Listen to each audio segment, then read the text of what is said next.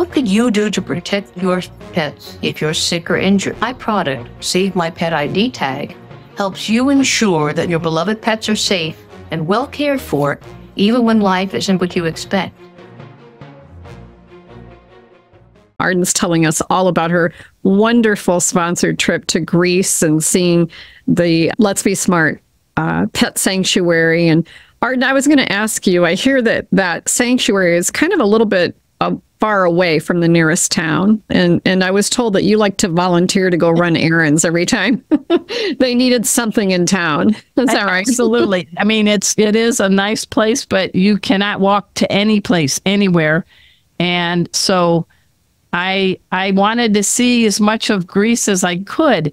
And so anytime one of the managers says, oh, I got to go to the store, grocery store, or, oh, we got to take one of the cats or dogs to the veterinary, my hand raised, no, that would be me. Because I want to get the flavor of the town and the people and things like that. And Karen is one of the managers, and we went to a Greek supermarket. And we had all the list of all the young volunteers wanted what they wanted for her to pick up. And she sounded just like a mom. She was like, oh, no, that is not in season right now. They will get this fruit instead. Okay, Karen, okay. So I'm looking around and I could recognize things like, oh, Philadelphia cream cheese is in the Greek store. That's cool. But then there's some other cheese next to it that I can't even pronounce because it's definitely Greek to me. And now, did you try the Greek coffee? Oh my gosh, yeah. All right, Starbucks, take a seat. Sorry. The Greek coffee, whether it's cold or hot, is like the best coffee I've ever tasted. They are artisans making it, and every Greek has to have at least 1 or 2 cups of coffee to jumpstart their day. And they don't get up early. Let me just tell you, I'm up at like 6:37, and most Greeks are like, oh, 9 o'clock, okay. But unlike that, they eat dinner at like 9 o'clock at night. Late. Now, I'm an old lady. I've already eaten my dinner by 6. So they stay up later. But the coffee is great, and it's anywhere I went, there was never a bad cup, cold or hot. And so there was the grocery store, and they don't have plastic bags. Everything's like a cloth bag, which is kind of cool. So now I have a couple of cloth bags from Greece that I brought home as a souvenir. And they use the euro. They don't, so there is no Greek currency because they're part of the European Union. Right. So I learned all that. But going to the veterinarian, I got to meet a Greek named Dr. George, and the dog Stoic was just getting a routine exam and needed vaccination. And it was sort of neat because the vet clinic was real small. And it was I was just going to say, are they like the vet clinics here, or is it a lot different? Yeah. But you can tell they love their pets. And when Stoic walked in, he's met Dr. George before. So as a behaviorist, I'm watching how's Stoic doing with this vet. It was like, oh, Uncle George is here. So it was very, very, very nice. So I'm glad that the people at Let's Be Smart, they're taking care of the medical needs of all the cats and dogs that are there up for adoption. So you not only got to go to the pet sanctuary, but you got to kind of see the Greek life and how people live day to day and that kind of thing. So that makes it a lot of fun. And I treated the entire team to Greek pastries one day, which was very expensive, but boy, did they like me after that. You're our new friend, Arden. I said, this isn't happening every day. But in the middle of the week, you gave some talks too, right? About cats and dogs. Yeah. And this time I got to tell you, this one hit my heart really the best.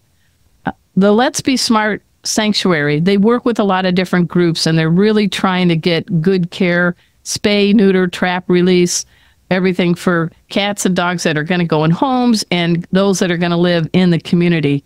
And Barbara, hold your seat, man. I was asked, hey, would you like to talk about cat and dog behavior to a bunch of kids? And I said, oh, wow. Of course, I love kids, right? And then Julie Kelly says, we're going to a refugee camp outside of Athens. Wow. what? And she said, yeah. And so here's a place where kids and their family have been torn from their country for many, many reasons to be safe. And they're in this big refugee camp, and there's guards and everything. But there are dogs and cats walking all around the camp. What an experience. Oh, yeah. And the woman that was in charge, her name is Alana. Oh, I'm going to mess it up. Karagiana. It's Greek to me. She's in charge of educating and offering programs for the kids at the refugee camp. So everyone, she gave me the opportunity to sit down with her for a few minutes, and I'd like to now play you our interview as she talks about this refugee camp. So take a listen. As you have noticed here, we are struggling a lot to educate the next generation of how to love animals and how to take care of them. We are here at refugee camp in Athens, Christo camp, and we have at least 20 different nationalities here living. We have many children that are attending Greek public schools, and at the same time we are trying to educate them in important things such as how to take care of animals. So roughly, Elena, how many people are here and how many of them would be kids, are kids? Right now there are about 900 people. Most of them from Syria, Afghanistan, Iraq. We have some people from Palestine as well. And about 200 of them are children. In addition, there are some dogs and cats. Tell us about them at the refuge. Yeah, we're not supposed to have animals in the camp, but you know how things are in Greece. Yes. Unfortunately, this area, we were in the mountain of Schistos, it was always an area where people were abandoned unwanted animals, cats and dogs. So it was always an area with lots of stray animals. So some of them ended up being in the camp. So we're trying a lot to take care of them, find donations for neutering them, for food, for vaccinations, and at the same time we're educating people how to take care of them. So if people want to help you out, what can they do? We need support for food and vaccinations So we have the friends from Let's Be Smart, Julie Kelly's group. I think she can maybe help out, kind of be a go-between, right? Yeah, it would be nice. It would be very, very helpful.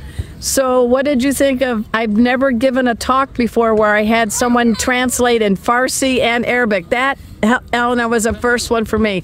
Do you think the kids got the message? Yes, I think they got the message, and it's really important for them.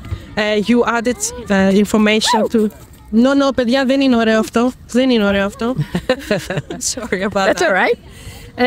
You see, I am as a coordinator, education coordinator from 2015. Okay. And I remember the first period when the children were contacting animals. They were screaming, they were fear because they're not. It was common for them to live with animals, but now we have worked a lot to make them to be a part of our community. And you've done a really good job. Thank you. Elena, this has been a powerful experience for me. I've taught a lot of different places, but this is one of my all-time touches my heart. Thank you for everything you're doing, and you're helping kids grow up to know, to love, to respect, and to care for animals. Yes. Thank you for doing that. Thank you very much. Wow, Arden, that had to be an amazing experience. Yeah, and there's one more thing I want to share with you. The kids, they spoke zillions of different languages. So I'm on stage, get this, talking about cat and dog behavior, how a cat purrs, how to read a dog. And I have two interpreters with me. One speaks Farsi. Oh, wow. One speaks Arabic. And that's a first for me. I'm like, okay, cats are both prey and predator, hunters and hunted. Blah, la, la, la, la. Blah, blah, blah, blah. And then you see all the heads nodding. And at the very end, we gave all the kids cookies and all this stuff. But this one little girl, this is the heart moment of my entire trip. She came up to me with her mother. She had to be about 10 or 11. Yeah. And she's in perfect English said, thank you. And she she goes, I want to give you this. And she opened her hand, and there were sunflower seeds. And she said, I'd like to give you these. And I'm like, oh my God, she's offering me something. And I said, well, do you want to share them? Oh, yeah. Oh, that's a kid. I said, well, let's sit down with your mom. And she proceeded to ask me more questions about particularly cat behavior. And I thought, this kid's going to make it. This kid's going to do something with her life. A real curiosity and interest. And generous. I mean, she gave me something that she has limited resources. I can never look at a sunflower seed the same anymore. I'm going to cry when I do, but it's tears of joy. And these kids are hungry to learn and hungry to be able to be contributing to society. And there was a lot of joy there. And they even got some of my silly gags. I have a cloth cat mask, and then I have like a dog hat. And so the kids got to love that. I mean, the interpreters were looking at me kind of strange, but I don't care. Thanks so much for making our tails wag by watching this guest interview from Arden Moore's Four-Legged Life.